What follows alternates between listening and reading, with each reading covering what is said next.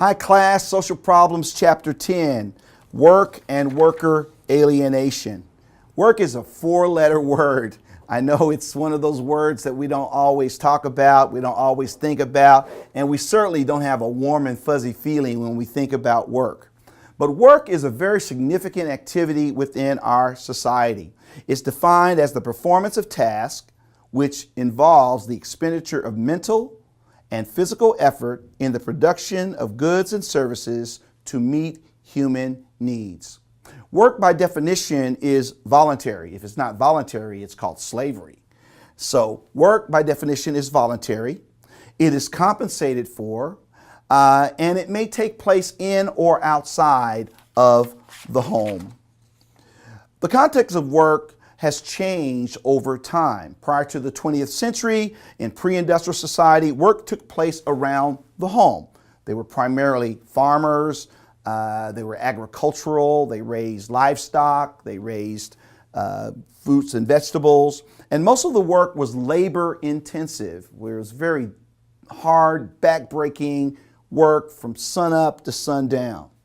But during the industrial age, work was performed more likely outside of the home in shops and in factories. In the Industrial Revolution, we were mass producing goods, and so people worked in factories where there was an assembly line, there was an industrial process where things were made. Today we live in a post-industrial economy. Work takes place in a variety of settings, in the home, online, and also outside of the home. There are a number of problems and issues when it comes to work. One is health and safety. It has not always been a right to work in a health and safe environment. Conflict between labor and management. There are conflicts and strikes and pickets that take place between employers and their employees. Workplace violence. How many of you heard of the concept going postal? The shootings that take place in the workplace, and sexism in the workplace, sexual harassment. Women are discriminated against. There is a glass ceiling where women are limited in terms of their opportunities in the workplace. And then we have racism in the workplace, where racial minorities are denied opportunities in terms of employment, in terms of promotion, in terms of their treatment in the workplace. So there are a number of problems related to work and the workplace. Occupational safety and health is a rarely modern phenomena. It wasn't until the 1970s that the Occupational Safety and Health Act was established based upon workers lobbying Congress to create safer and healthier work conditions. According to this act, workers must be informed about the hazards in the workplace.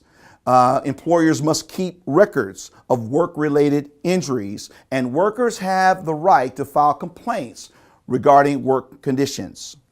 However, there are limits to OSHA, or the Occupational Safety and Health Administration, and the OSHA Occupational Safety and Health Act. One is that it does not apply to self-employed people or to the immediate family of migrant workers. Marx is responsible for developing a concept referred to as worker alienation. And this alienation is a process of dehumanization, exploitation that results in separating workers from the products they produce. How is work dehumanizing? Because people are not treated like people in the workplace. They're only important to the employer based upon the task that they perform, not their needs in the workplace, not even their safety and health historically. People feel exploited by their employers. They feel like they're overworked and underpaid and even less appreciated. How are people separated from products that they produce? Some people in the auto industry are unable to afford a new car. People in the workplace, as the company makes increasing profits, their wages are relatively stagnant. So this idea of worker alienation is a pervasive problem across our society. Workers are denied their basic human needs for meaning and purpose in the workplace. The masses of workers are forced to sell their labor at a discount to owners of the means of production despite their ability to increase their profits and to lower their costs. The thing that perpetuates worker alienation is what's known as false consciousness. This is where workers identify themselves separately from one another. And in that way, the exploitation is effective and it is possible and perpetuated. As long as workers see themselves as separate, nothing will ever change. If there's an individual problem and you bring it to the attention of your employer, little or nothing is likely to happen. On the other hand, once workers form what's known as a class consciousness, to see their common and collective experience in the workplace, they're able to organize and to influence change in the workplace. This is a remedy. This is a response to worker alienation. Worker alienation leads to conflict and ultimately to a revolutionary change within the workplace. The conditions within industrial society was managed and propagated by people like Frederick Taylor. The idea of scientific management. He was a mechanical engineer and the father of industrial engineering, which is the management side of engineering. You have chemical engineering, you have medical engineering, you have mechanical engineering, you have civil engineering, all these different types. And then you also have IE, which is industrial engineering, which is the management side of engineering. And what Frederick Taylor was interested in doing was to scientifically manage the workplace to increase efficiency and productivity. So what he would do is he would conduct these studies called time and motion studies. And these studies would figure out how much time it would take a person to perform a particular task in the production process. And they would divide that time with the number of hours in a work shift to see how many times that particular process or product will be produced. And they would try to maximize that to squeeze all of the labor they could out of their employees. The production quotas, the amount of things produced, was often increased where wages stayed stagnant and the demands were upon the workers. Scientific management tended to improve efficiency, but not so much the effectiveness in the workplace. There were many work injuries, there were deaths on the job, there were dismemberments on the job because you had people trying to operate like machines. People were often assumed as part of the production process. They were extensions of the technology. They basically worked for the technology or with the technology. Workers were assumed also to be only motivated by financial incentives. That people didn't need appreciation. People do not need meaning and purpose on the job. All you do is pay them, and if you pay them more, they will work harder. There was an expression referred to as a happy cow will produce more milk. The reality is cows can only produce a finite amount of milk. But the idea was that you could actually extract more and more out of labor and keep their wages stagnant. That will improve the bottom line for companies. Efficiency was the goal of scientific management. Efficiency is defined as doing things right. Right meaning quickly and least expensive.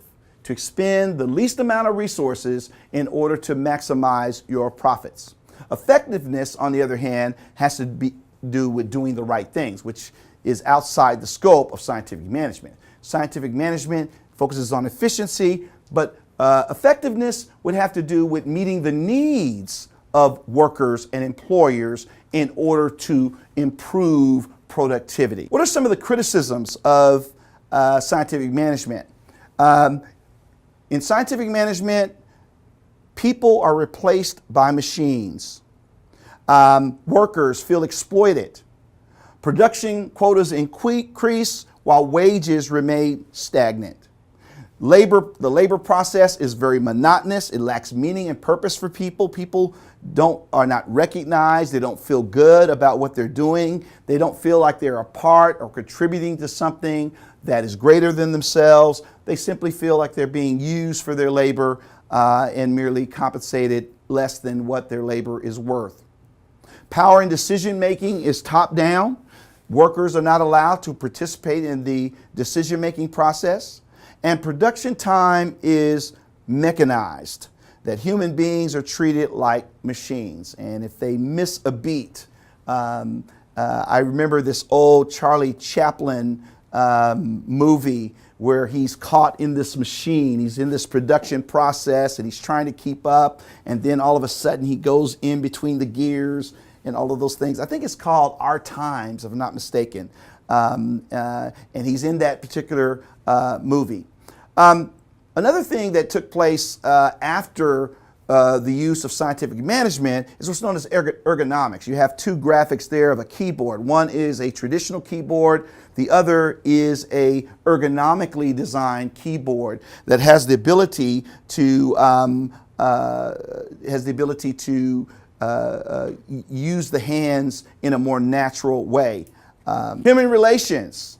Elton Mayo is the father of human relations. This is the attempt to humanize the workplace. After all of the consequences of scientific management, there was a need to create a work environment where people have their needs met, that people are looked at as whole human beings with a mind, with a body, with purpose, with meaning in their lives.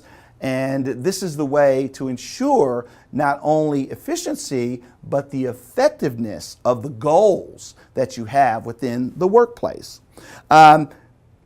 He conducted what's known as the Hawthorne studies through the 1920s, 1930s. Elton Mayo and Fritz Rauschenberger at the Western Electric Company in Chicago looked at how human needs must be met in order to improve productivity. Human performance is based upon the interests shown to people.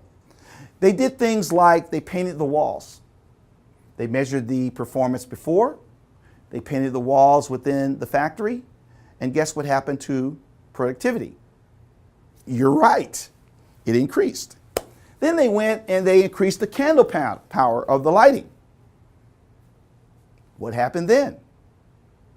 If you said productivity improved, you're correct. And then they would clean the work area. It seems like a very small thing, but they would have a very clean work area. And what would happen? Productivity would increase again. It wasn't the lighting, it wasn't the painting, it wasn't the cleaning. It was the feeling that what they did mattered and that management really cared. And it created an environment that people had more of an interest and motivation to increase their productivity. And that is the nature of human relations. If you put humans first, humans will put the production process first, and they'll have a vested interest in meeting the goals of the organization. Human resource management is responsible for meeting the complex needs of workers in order to improve productivity. Unions are also a very important part of the history of labor in society. They were initially organized in order to provide for a skilled labor force. They were to ensure that the workplace provided a healthy, safe working conditions, that there were fair wages and reasonable work schedules. It wasn't always the case that people had a 5-day work week or a 40-hour work week or an 8-hour work day. It had been a time where there was no limit on how much an employer could require you to work. No break, no lunch break. You're expected to work like a machine. In 1886, there was the American Federation of Labor, or the AFL. In 1935, there was the Congress of Industrial organizations. And in 1955, the AFL-CIO emerged that joined those two organizations together that became the AFL-CIO. Unions originally were to provide for a skilled labor force. One of the first unions was revolved around the rail industry, that they wanted to provide someone who had all of the skills that were necessary in the building of the transcontinental railroad. And you have different levels within the unions. You have what's known the master level, like a master plumber or a master electrician. They are the highest skill level within the union. And below that, you have the journeyman. It is the intermediate level. This is a person who has finished what's known as the apprenticeship, and they are now at the intermediate level of their trade or their craft. And then you have the apprentice. This is the beginning level. This is where you enter in. It is an entry level into a particular trade or craft within a union. And each of these levels have meaning and significance. Another organized labor group is the UFW, or the United Farm Workers. Cesar Chavez and Dolores Huerta are responsible for organizing the UFW. Cesar Chavez was interested in providing safe and healthy work conditions for Hispanic migrant farm workers, fair wages, banning discrimination and racial and sexual discrimination against migrant farm workers. Nonviolent strategies were used, like boycotts and picket lines and labor strikes. Dolores Huerta was the co-founder of the UFW, who focused more on women's rights, the rights and benefits to women and families and children who are among the migrant farm workers. There's a documentary I want you to watch. I want you to click on the link to the documentary Harvest of Shame. It is by Edward R. Murrow. In the 1960s, it was referred to as a remake of the Grapes of Wrath. The Grapes of Wrath was more of a dramatic performance. This is more of a documentary on migrant labor camps across the country. That it was described that the conditions that you saw within these migrant camps, we would more expect in Africa, but this is actually in the state of Florida and across the country. There was a high degree of exploitation of underrepresented groups, of blacks who were among the first migrant farm workers, of whites who came during the Depression and the Dust Bowl, and then Hispanic workers who came after World War II that entered into the migrant fields. And to this day, overwhelmingly, migrant farm workers are Hispanic. The documentary looked at the impoverished living conditions, the unhealthy working conditions, substandard housing. So I hope you will look at this video and you might have a question on the test that might relate to that video, so I wouldn't pass it by. There are also a number of labor policies throughout our history.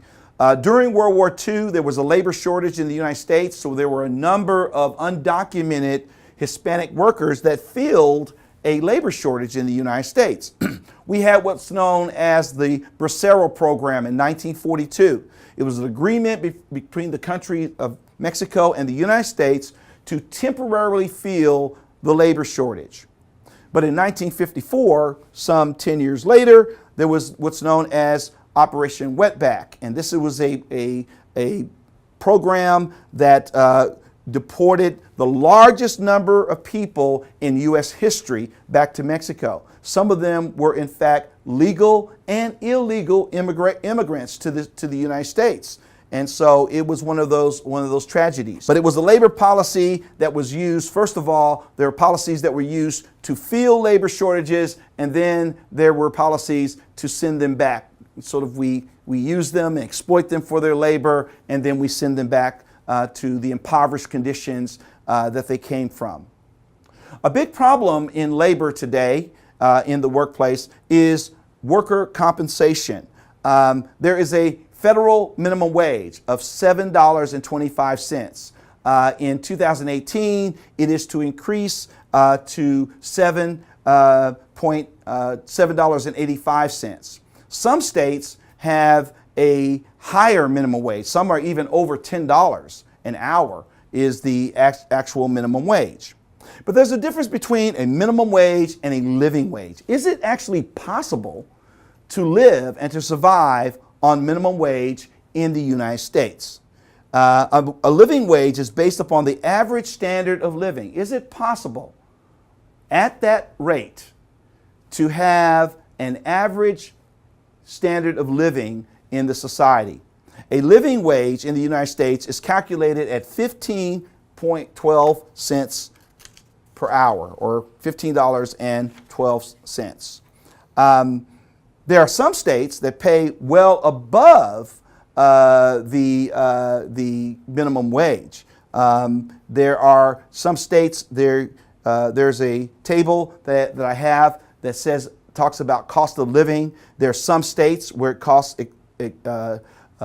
significantly more to live monthly. San Francisco being among the highest, it costs about $43,581 per year. That translates into $3,600 per month. And then there are places like Cincinnati, Ohio, where it costs a mere $25,000 a year to live, and that would require a $2,117 per month, which is far above